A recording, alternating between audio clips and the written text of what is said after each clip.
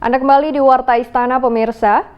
Komitmen pemerintah untuk mengendalikan penyakit rubella serta kecacatan bawaan akibat rubella diwujudkan dengan pencanangan kampanye pemberian imunisasi campak dan rubella.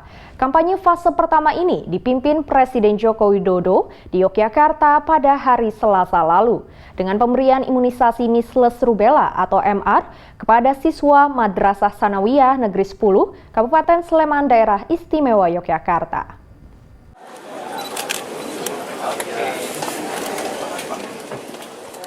Selasa pagi hari pertama di bulan Agustus, Presiden Joko Widodo mencanangkan kampanye imunisasi campak dan rubella di Sekolah MTS Negeri 10, Sleman, Daerah Istimewa Yogyakarta.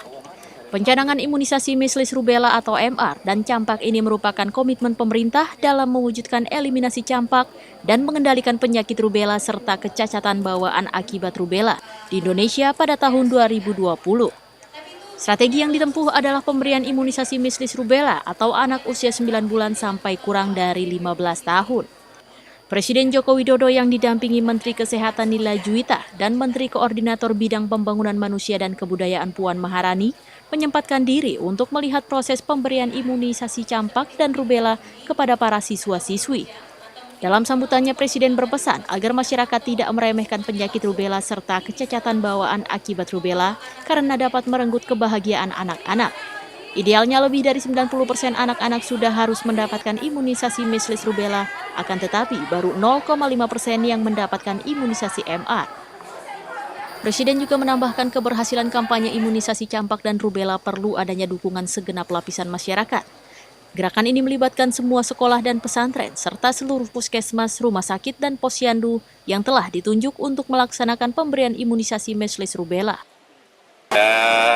Partisipatif dari masyarakat, sehingga anak-anaknya bisa mau untuk diberikan imunisasi. Pak Presiden kemarin pertemuan ini kan untuk perlindungan anak-anak kita, memproteksi anak-anak kita dari penyakit-penyakit. Ya. Pemerintah mempunyai komitmen yang kuat untuk mewujudkan eliminasi penyakit campak dan mengendalikan penyakit rubella serta kecacatan bawaan akibat rubella atau congenital rubella syndrome di Indonesia pada tahun 2020. Mengingat besarnya jumlah sasaran dan sumber daya yang tersedia, maka kampanye imunisasi campak dan rubella dilakukan dalam 2 fase. Fase pertama pada bulan Agustus dan September 2017 di semua provinsi di Pulau Jawa. Untuk fase kedua akan dilakukan pada Agustus dan September 2018 di semua provinsi di luar Pulau Jawa. Dari Sleman, Daerah Istimewa Yogyakarta, Imam Prasetyo, Kantor Berita Antara, mewartakan.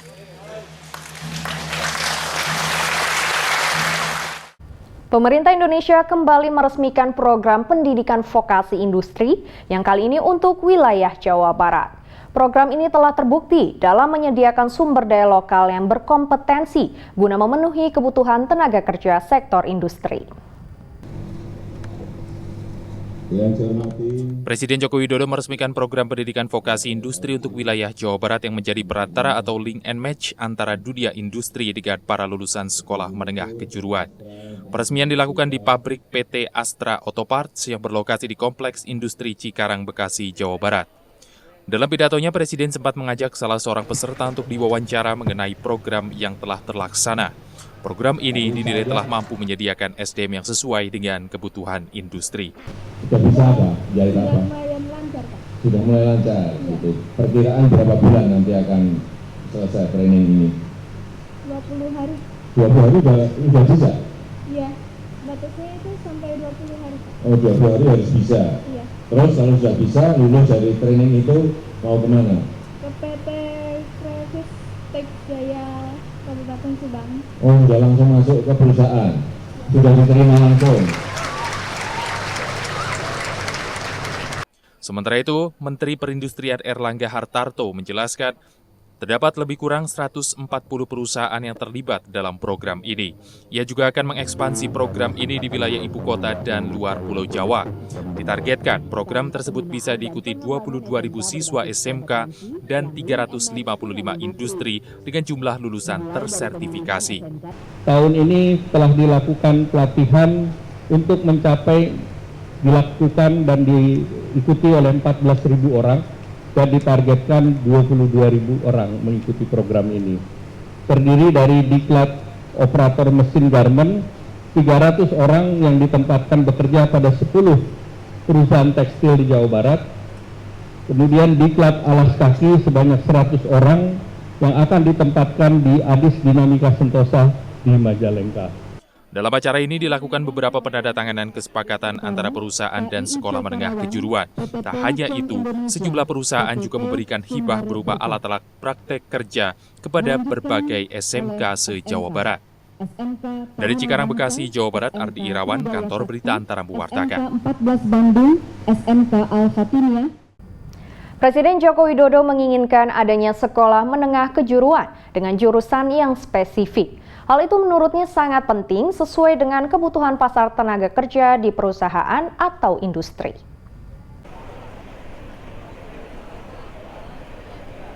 Jurusan sekolah menengah kejuruan atau SMK yang ada selama ini dinilai zaman dulu atau jadul karena tidak spesifik. Oleh sebab itu, jurusan-jurusan ini dinilai tidak selaras dengan kebutuhan pasar tenaga kerja di perusahaan atau industri yang ada. Sentilan yang disambut tepuk tangan penonton ini disampaikan Presiden Joko Widodo dalam peluncuran program vokasi Link and Match antara SMK dengan industri di Cikarang, Bekasi, Jawa Barat, Jumat 28 Juli 2017.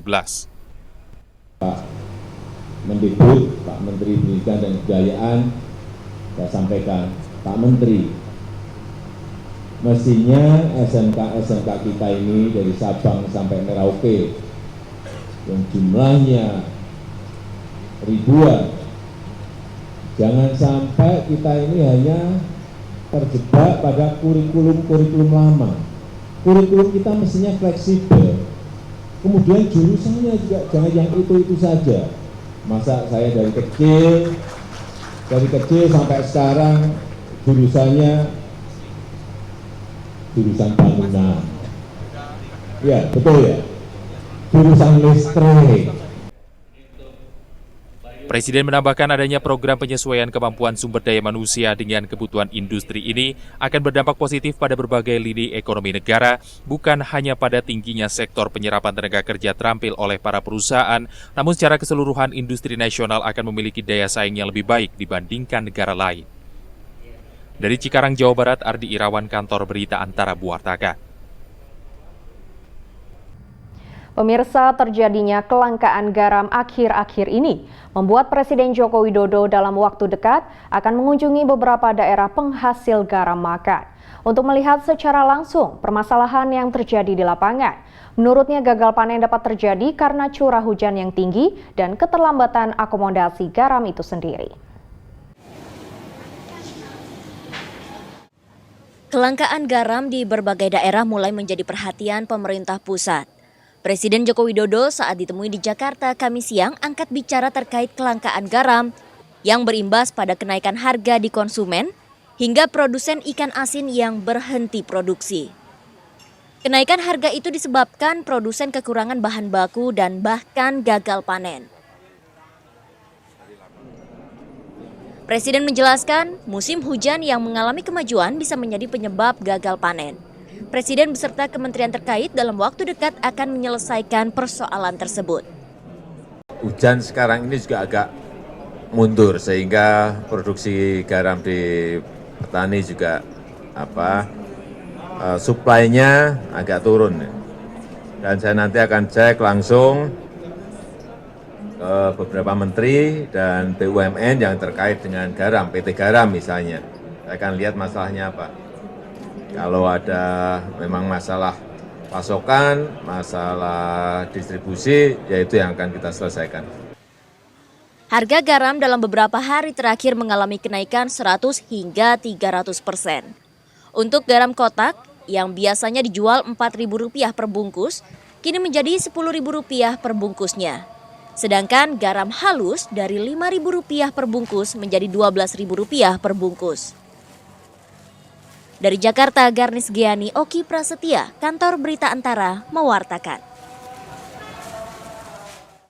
Warta Istana masih akan kembali dengan warta tentang juru masak di seluruh Indonesia telah bersiap untuk berlaga di Lomba Masak Ikan Nusantara yang digelar di Istana Negara. Tetaplah bersama kami.